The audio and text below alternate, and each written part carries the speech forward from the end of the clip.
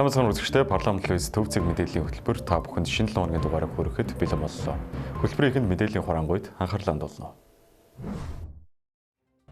Монгол улсын ерөнхийлөгч хөрсөх баруун бүсийн тулгуур төв Ховд аймгийн иргэдтэй уулзлаа. Монгол хүн сансар дэсний түүх 45 жилийн ойн өдөр тохиолов. Ерөнхий сайд оюутлах компаниас ус бохирдуулсны төлбөр авахыг үүрэг болгосонд усны газар хариу мэдэгдэл хийлээ. Цахилгаан станцуудыг нь бөмбөгдөх тухай Трампын анхааруулгад Иран хариу өгөв. Куб улсад дахин орон даяар цахилгаан тасарчээ. Америк нэгдсэн улсын хаваа мужид үерийн онц байдал үүсв. Монгол улсын ерөнхийлөгч баруун бүсийн тулгуур төв Ховд аймагт ажиллаж иргэд хөдөлмөрчдтэй нүүр тулсан уулзалт хийлээ. Уулзалтын эхэнд төрийн тэргүүн улс орны нийгэм эдийн засгийн өнөөгийн байдал болон өөрийн санаачлаг хэрэгжүүлж буй бодлого хөтөлбөрүүдийн үр дүнг дэлгэрэнгүй танилцууллаа. Тэрээр хүнсний хувьсгал тэрбум мод эрүүл Монгол хүн цагаан алт илгэлт 2100 зэрэг үндэсний хэмжээний томоо хөдөлгөөнүүд амжилттай хэрэгжиж байгааг тэмдэглээд үүнд Ховд аймгийн удирдлага, төр, хувийн хвшлийн хамтын ажиллагаа болон ард иргэдийн итгэх зүтгэл ихээхэн хувь нэмэр оруулж байгаа талархал илэрхийлсэн. Эрдэнэ усын цахилгаан станцын бүтээн байгуулалт амжилттай хэрэгжүүлснээр баруун бүсийн эрчим хүчний хангам шийдэгдэж бүс нутгийн нийгэм эдийн засгийн хөгжил, ард иргэдийн ахуй амьдрал томоохон ахиц дэвшил, ач холбогдолтой тул төслийг богино хугацаанд чанартай гүйцэтгэхэд оролцогч талбарт онцгой анхаарч ажиллахыг бас би энэ сануулгын эхлийг хүсэж байна. Мөн одоо Ховд экоцентрийн үйлдвэрийг одоо 2019 онд би ерөнхий сайд байхдаа бас шавын тавьж ажлыг эхлүүлжсэн санаж байна. 2023 онд ерөнхийлөгч болсныхаа дараа ирж энэ цементийн үйлдвэрийн бүтээн байгуулалт үйлдвэрлэлийн ажлыг эрэлзүүлэх эхлүүлэхэд бас оролцсон. Сайхан цементийн үйлдвэртэй болсон. Баруун таван аймгийн ханхын зэрэгцээ Баян хонгор Хөвсгөл аймгаас одоо ард иргэд маань энэчнээс цементээ татаж авдаг болсон. Энэ одоо маш том бүтээн байгуулалтын ажил болсон. Ховд аймгийн ажил хичээнгүй хөдөлмөрч ард иргэд бүс нутгийнхаа төдийгүй улс орныхоо хүнсний хэрэгцээг хангахад үнэтэй хувь нэмэр оруулсаар ирсэн бөгөөд Монгол улсын ерөнхийлөгчийн санаачлан зохион байгуулж байгаа хүнсний хувьсгал, цагаан алт, эрүүл Монгол хүн тэрбум мод гэж одоо үндэсний томоохон хөдөлгөөнүүд амжилттай хэрэгжүүлэхэд идэв санаачлал гарган ажиллаж байгаад би туйлаас их баяртай байгаагаас илэрхийлье. Ховд аймагт бүтээн байгуулалтын ажлууд эдүрнжэн тухайлбал баруун бүсийн эрчим хүчний найдвартай байдлыг хангах, нийгэм эдийн засгийн хөгжил, орон нутаг, иргэдийн амьдрал томоохон нөлөө үзүүлэх Эрдэнэ бүрэнгийн усан цахилгаан станцын ажил 20 гаруй хувьтай байна. Ерөнхийлөгч маань одоо дэмжснээр Ховд аймгийн Эрдэнэ бүрэн сумын одоо 90 мегаваттын усан цахилгаан станцын ажил бол одоо бас 30% явж байна. 20-30% явж байгаа. Энэ хавар одоо ер нь бол энэ 100 энэ жилдээ багтаагаад ер нь бол 50% хүргэх гэсэн зорилттой байгаа. Дээрээс нь одоо 2023 онд одоо Монгол Улсын ерөнхийлөгч хөрсөх бас ирж шавын тавьж байсан одоо үйлдвэр технологийн паркт бол бас томоохон хөрөнгө оруулалт хийгдэж улсын төсвөөс сүүлийн одоо 2023-аас 25 оны хооронд нэг 60 орчим тэрбум төгрөгийн одоо дэдвүтсэн ажлууд хийгдээд 170 газар дээр бол 30 орчим аж ахуй нэгжүүд одоо бас энэ баялаг үтээх, үйлдвэрлэх, хөд аж ахуйн гаралтай төвхөд өтгөм боловсруулах, хөнгөн хүнсний үйлдвэрээ боловсруулах ийм одоо хүсэлтэд илэрхийлээд газраа одоо өнгөө аваад ингээд байж тэрбум мод үндэсний одоо хөтөлбөрийн хүрээнд бол одоо Ховд аймаг бол 20 сая одоо мод тарихаар төлөвлөснөөс одоогийн байдлаар бол нэг сая орчим модыг одоо тарж ургуулад байгаа гэдгийг хэлье. Хүнсний хувьсгал үндэсний хөтөлбөрийн хүрээнд Ховд аймгийн 29 аж ахуйн нэг 15 тэрбум төгрөгийн хөнгөлөлтөө зээл авч үйлдвэрлэлийн хүчин чадлаа нэмэгдүүлэн шинээр олон ажлын байр бий болгосон байна. Мөн шинэ Ховд үйлдвэрлэл технологийн паркийн төсөл 43 тэрбум төгрөгийн хөрөнгө оруулалт хийгдэж орон нутгийн мал аж ахуйг хөгжүүлэх, тэр дундаа энгэний сүүний үйлдвэр барих зэрэг томоохон ажлууд өрнөж байна.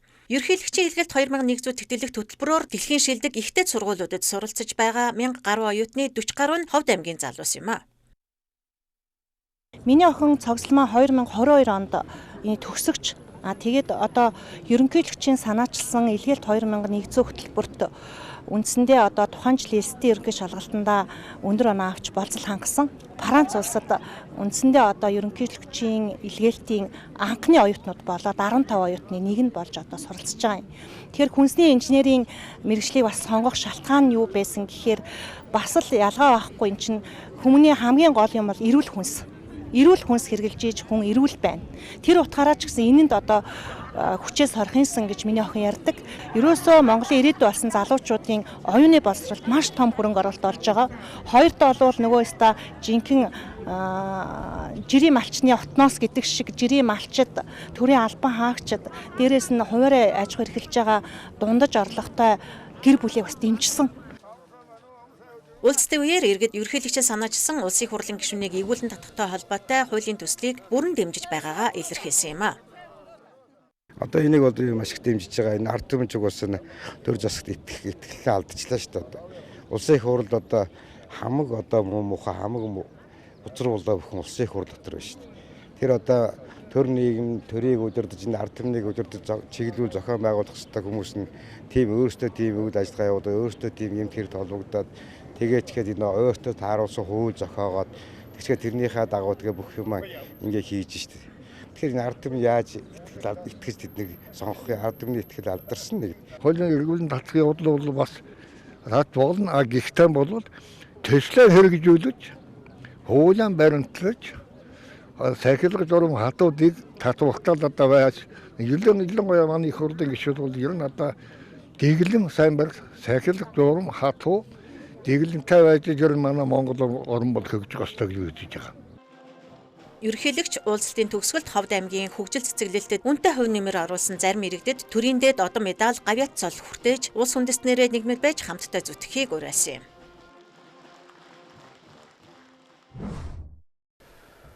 Монгол Улс сансар нийслэлийн түүхт 45 жилийн ойн баярын өдрийг орон даяар ёсол төгөлдөр тэмдэглэж байна.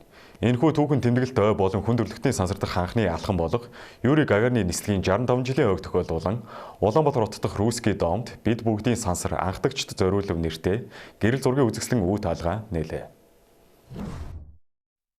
Үзэсгэлэнгийн танхимд 1961 оны 4-р сарын 12-ны тэрхүү түүхэн өдөр болон 1981 оны 3-р сарын 22-нд Жанибеков гүр аргач нарын олон улсын баг дэлхийн тойрог замд ажиллаж байсан ховор агшнуудыг гэрэл зургийн хайснаас толдох боломжтой юм. Түүнчлэн Оросын шинжлэх ухааны академи архиваас бүрдүүлсэн сансар судлалын анхдагчдын намтар нислэгийн онцлогийг харуулсан үн цэнтэй материалууд энд дэлгэгдсэн байна. Хүн анх сансарт нисгсэн энэ гайхамшигтай түүх эндээс эхэлдэг. Тэгээд Юрий Гагарины нислэгийн 65 жилийн ой, хамтарсан манай нислэгийн 45 жилийн ойг бид одоо сайхан тэмдэглэж байна. Энэнд зориулсан гэрэл зургийн их гоё үзэсгэлэн. Үнэхээр одоо түүхэн зургнууд энд орсон байна. Хүмүүс даайлангой хүүхдүүд манай өсвөр үеийнхэн их анхааралтай үзэж харж байгааг нь хараад бол надад бас бахархах тийм сайхан сэтгэл төрж байна да. Нэг л өдөр нэг хүн ийм одоо нислэг хийгээд ингээд тохироод эссэн биш шүү дээ. Энэ бол манай шинжлэх ухааны байгууллага 1960-ад оны эхлэн Интеркосмос олон улсын хөтөлбөрт амжилттай оролцож туршилтууд тавих судалгааны ажилд нь одоо идэвхтэй оролцож байгаад энэний үргэлжил нь сансрын хамтарсан нислэг болсон юм. Тийм учраас энэ нислэгийн үр дүнг ярихдаа бид бүр бүх түүхээс нь 60 хэдэн оноос Интеркосмос хөтөлбөрийн шугамар олсон амжилтуудын энэ бүхнийг ярих ёстой юм. Тэр ч байтхан одоо манай залуучуудын хийж байгаа энэ үйл явдал алхмууд бас энэ түүхэнд оролцох ёстой. Бид бүгдийн сансар анхдагчдад зориулв ойн баярын үзэсгэлэн Монголын марк цуглуулагч Гамбат хувийн цуглуулгаас сансар судлалын сэдэвт ховор шуудангийн марк дугтуун үзэсгэлэнгээ төлөвлөжээ. Салют 6 станцын бүхийг хамгаалсан 9 төвтөний нэг нь байгаа энэ. Тэгээ салют 6 станцын тамгатай бас багийн Монгол тамгатай. За энэ болохоор зэрэг сансрын нисчирээд одоо Монгол ирэх яг тэр өдрөнд дарагдсан тамга. За энэ бол зөвлөлтийн сансрын нисгч Диомны бичсэн загтал байна энэ. Бас Болгарын анхны сансрын нисгч энэ Соёз 39 хөлгийн талаар бичсэн загтал нь энэ байна. Жанибеков бичсэн энэ гарын үсгтэйгээ. За энэ Францын сансрын нисгчийн бичсэн доктой байна. Ягаад энэ байгаа юм гэхээр Францын сансрын нисгч Жанибеков таамт бичсэн шүү дээ. Гүр аргачлалын дараа. Энэ Жанибеков өөрөө бичсэн одоо докторн дээр бичиж гисэн дурсгалын үг нь байна.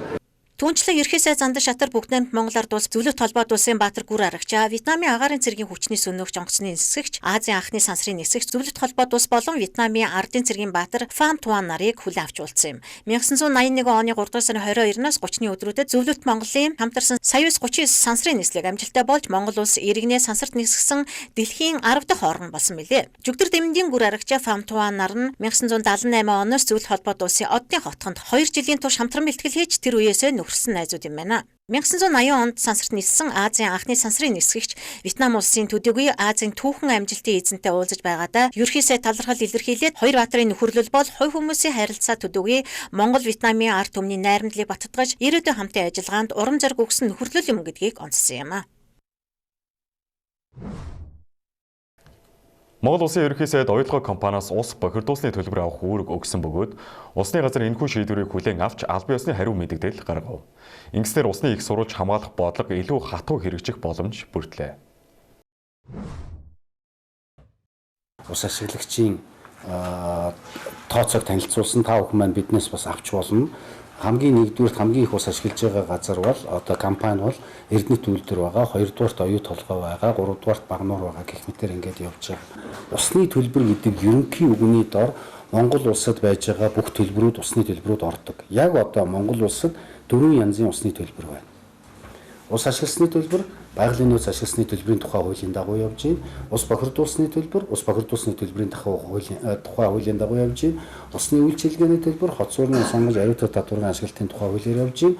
Дөрөв дэх төлбөр нь ус хомсдуулсны төлбөр. Харамсалтай нь ус хомсдуулсны төлбөрийн тухай тусгаалan зохицуулсан хууль гараагүй байгаа учраас ус хомсдуулсны төлбөр аваагүй. Тэгвэл энэ гурван төлбөрийг Монгол улсад үйл ажиллагаа явуулж байгаа бүх байгууллагууд төлөх ёстой. Жишээлбэл за хамгийн түрүүнд жишээ авчи. Апоч гэдэг юм уу, Монс гэдэг юм уу, Coca-Cola гэдэг юм уу компаниуд ус сувгийн удирдах газраас газрын шугамар дамжуулаад ус авч байгаа учраас үйлчилгээний төлбөрөө төлнө. Гэхдээ дээр нь нэмээд ус ашигласны төлбөрийг төлнө.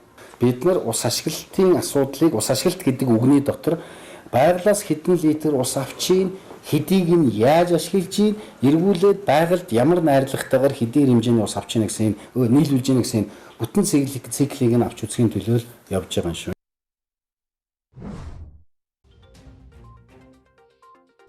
Монгол улсын ерөнхийлөгч Хүрэлцэх Баян Улгийн аймагт ажиллах үеэрээ Наврыз 2026 баярын ёслолд оролцож нийт Казах түмэндээ мэндчилгээ дэвшүүллээ. Хүрийн тэргүүн хэлсэн үгэндээ Наврыз бол өдөр шөнө тэнцэж уран хавартаа зоологдох шинэ өдрийн баяр төдийгүй ЮНЕСКОгийн соёлын биет бус өв бүртгэгдсэн олон улсын баяр гэдгийг онцоллоо. Тэрээр Баян Улгийн аймгийг олон ясны соёлын өвийг солон мэд зохицлоосон байгалийн арвин баялагтай хөгжин цэцэглэж буй бүс нутаг хэмээн сайшаасан юм. Баярын үеэр улс орныхоо хөгжилд үнэтэй хувь нэмэр оруулсан Тус аймгийн иргэдэд ерөнхийлөгч төрийн дээд цол одон медаль гардууллаа.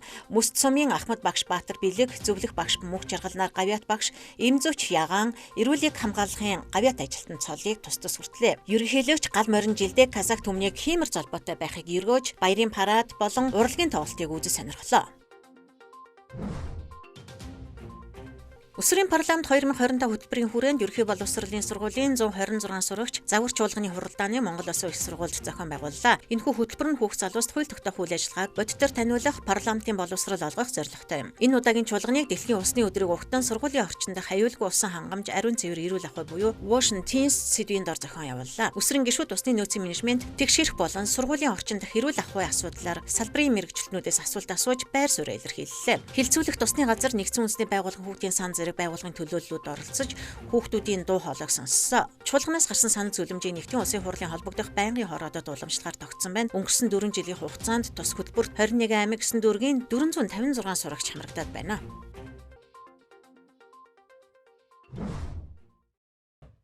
Дотоод болж өрөөсөө үйл явдлын мэдээллийг та бүхэнд хүргэлээ. Өргөжлөлт олон улсын мэдээнд анхаарлаа хандуулна.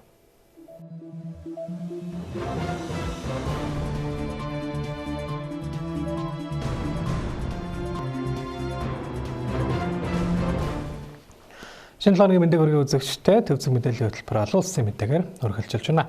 Өнгөрсөн Бямбарагт Америк нэгдсэн улсын ерөнхийлөгч Дональд Трамп Ормосын хоолойг 48 цагийн дотор нээхгүй бол Ираны цахилгаан станцуудад цохилт өгч сүрүүлнэ хэмээн өөрийн Truth Social хуудасында мэдгдсэн бол үүнийх нь хариуд Ираны зүгээс Америк нэгдсэн улс цохилт өгсөн тохиолдолд Ормосын хоолойг бүрэн хаах гэх зэрэг 4 шийтгэх арга хэмжээг авна гэдгийг Исламын хувьсгалт гвардийн корпусын удирдлагын зүгээс мэдэгдсэн байна. За хэрвээ Америкийн нэгдсэн улс Ираны цахилгаан станцууд руу давталбал Ормосын хоолойг бүрэн хаах бөгөөд эвдэрсэн цахилгаан станцуудыг сэргээн засварлах хүртэл нээхгүй гэж Ираны цэргийнхний мэдэгдэлд дурджээ. Мөн Ираны эрх баригчдын зүгээс Трампын сүрдүүлгийн хариуд нэм гарагт хийсэн мэдэгдэлтэй Персийн болондох Америкийн нэгдсэн улсын эрчим хүчний болон бусад байгууламжуудыг бөмбөгдөхөн анхааруулсан байна. Тодорхойлбол Ираны парламентын дарга Мохаммед Багер Галибаф тус бүс нутгийн эрчим хүч, газрын тос болон усны байгууламж зэрэг амин чухал дэд бүтцийг хууль ёсны бай гэж үзэн устгах нь хэмээн анхааруулсан байна. Гэхдээ нэм гарагт Ираны төв хэвлэлээр Ормосын хоолойд дайснуудаас бусад улсын ачааны хөлгөө зорчход урдын адил нээлттэй байгаа гэдгийг мөн давхар мэдээлжээ. За өнгөрсөн шөнө Ираны тал Израилийн өмнөд хэсгийн 2 хот руу пуужин харваж олон хүн шархтсан бөгөөд Ираны тал анх удаага алсын зайн тусгалт баллистик пуужин ашигласан нь мөргөлдөөн улам хурцдах эрсдэлтэй байгааг хинхүү илтгэн харуулад байна. За энэхүү ойрох донодод өрнөж байгаа мөргөлдөөн 4 дахь 7 хоногт орон үргэлжилж Америкийн нэгдсэн улс болон Иран улсууд харилцсан чухал дэд бүтцүүдэд цохилт өгөхөөр занал хийсээр байна. Дараагийн мэдээ хүргэе. Куб улсын эрчим хүчний систем өнгөрсөн 7 хоногийн ихээр доголдож 10 сая гаруй хүн амтог цахилгаангүй болж улмаар буцаа сэргээснээ мэдэгдэж байсан бол өнгөрсөн амралтын өдрүүдээр ахин орон даяар цахилгаан тасалдсан байна. За Кубын эрчим хүчний яамнаас орон нутгийн цагаар Бямгаргийн орой орон даяар цахилгаан тасарч 10 сая гаруй хүн цахилгаангүй болсон талаар яамны X хуудсанд мэдэгдсэн бол Нямгаргийн байдлаар нийслэл Хавана хотын тал хувьд нь буюу 72 мянган хэрэглэгч мөн 5 эмнэлгийн цахилгааныг сэргээсэн болохыг албаныхны зүгээс мэдээлжээ. Америкийн нэгдсэн улсын газрын тос шатхууны нийлүүлэлтийн хоргийн улмаас нефтийн импорт тасарч шатхуун түлшний импортоос ихээхэн хамааралтай байдаг Куб улсын хуучирсан цахилгаан станцууд хэвийн ажиллахад хүндрэл учирч эхлээд байгаа юм. Бямгарагт эрчим хүчний систем доголдсон нь өнгөрсөн 7 хоногийн хувьд 2 дахь, харин энэ 3 дугаар сарын хувьд нийтдээ 3 дахь тохиолдол боллоо. Өнгөрсөн 7 хоногт Америкийн нэгдсэн улсын ерөнхийлөгч Дональд Трамп Кубыг эзлэн авах нь түүний хувьд нэр төрийн хэрэг болохыг онцолсон бол Кубын ерөнхийлөгч Мигель Диаз-Канел өнгөрсөн 7 хоногт хийсэн мэдээлэлтэй Куб улс Америкийн нэгдсэн улстай түлшний хоргийг цуслах хэлцээний асуудлаар яриа хэлэлцээ явуулж байгаа хэдий ч Кубын засгийн газар улс төрийн тогтолцооныхаа талаар хэлэлцээ их бодлого байгаагаа онцлон тэмдэглэсэн юм а. Тэгвэл тэрээр амралтын өдөр хийсэн мэдээлэлтэй түүний засгийн газар Кубад халдлага гарч болзошгүй гэдгийг хүлээн зөвшөөрч үүнд бэлтгэж эхэлснэ мэдэгдсэн байна.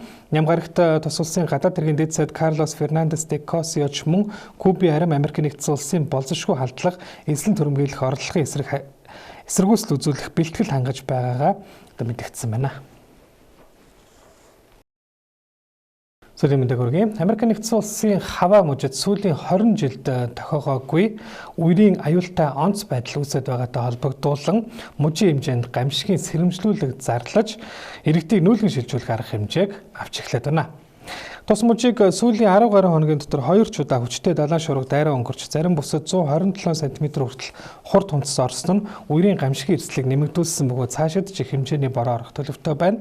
Kona Low нэртэй цагуурийн үзэгдэлтэй холбоотойгоор бий болдог хүчтэй шуурганы үеэр нутгийн зарим хэсэг салхины хурд 160 км/цаг хүрч ширвсжээ. Байгалийн гамшигын улмаас хүний амнаас сохирсон тохиолдол одоогоор бүртгэдэггүй байгаа ч бэртэл гэмтэл авсан тохиолдлууд олноороо бүртгэгдсэн байна. Үер Оаху арал болон Мауи тойргийн зарим хэсэгт аюул учруулж болзошгүй байгааг мужийн засаг дарга Жош Грин анхааруулж иргэдийг аюулгүй байдлаа хангаж хорогдох байранд очихыг зөвлөсөн бол аврагч нар 230 гаруй хүнийг авраа хамгаалаад байгаа талаар мужийн нийслэл Хонолулу хотын дарга Рик Планжиарди мэдээлжээ. Мөн тэрээр Хонолулу хотын хойд хэсгээс 5500 гаруй иргэнийг нүүлгэн шилжүүлэх шийдвэр гаргасан байна. Эрх баригчдын зүгээс Оаху арал дээр 70 нурж болзошгүй байгааг мөн анхааруулж онцгой байдлын албанаас иргэдийг өндөрлөг газар руу шилжих үерт автсан бүсээс хол байхыг уриалж байна. Шуурганы улмаас автозам, нисэх буудал, сургууль, эмнэлэг, орон сууц зэрэгт учирсан нийт тохирлын хэмжээ 1 тэрбум ам долларыг давах төлөвтэй байгаа талаар мөн мэдээлээд байна. Та бүхэндээ сүүлийн үеийн гадаад мэдээ хүргэлээ анхаарлаа хандуулсан баярлалаа.